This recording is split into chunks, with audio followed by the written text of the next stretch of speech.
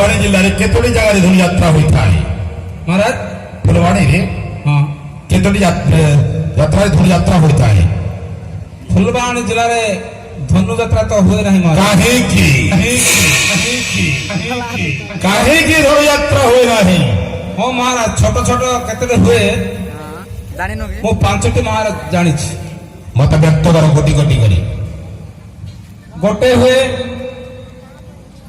छोट गाँटी परमपंगारे गोटे धनु यात्रा हुए आउ गोटे हुए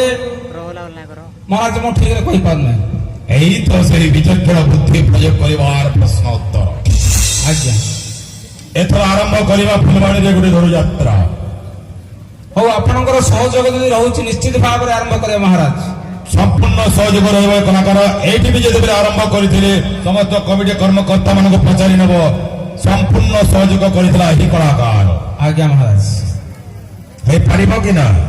हाँ सर निश्चित भाव हो पारिबो तत्क्षणात केते मास मध्य धनु यात्रा हो फुलवाणी रे काहे कि ना पुराण रे वर्णित अछि आज्ञा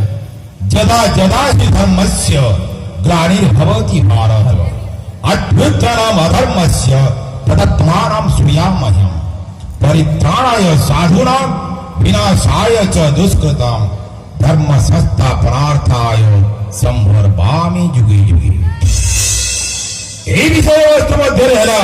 অনেক প্রজায় অনেক শিক্ষা পাইবে কেবল অভিনয় করিলে ହେବ ନାହିଁ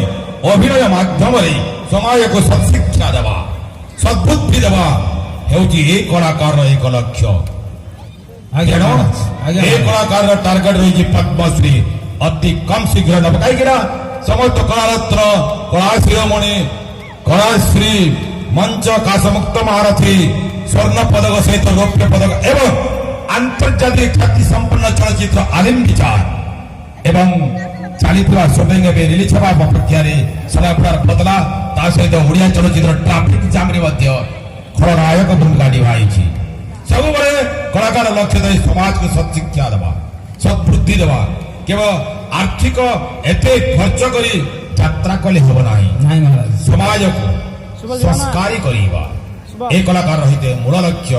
ବିଧାୟକ ମହାଶୟ ଆଜ୍ଞା ମହାରାଜ ସର୍ବାଧିକ ଆସନ ନେଇଅଛ କଳିଙ୍ଗ ସମ୍ରାଟ ହୋଇଅଛ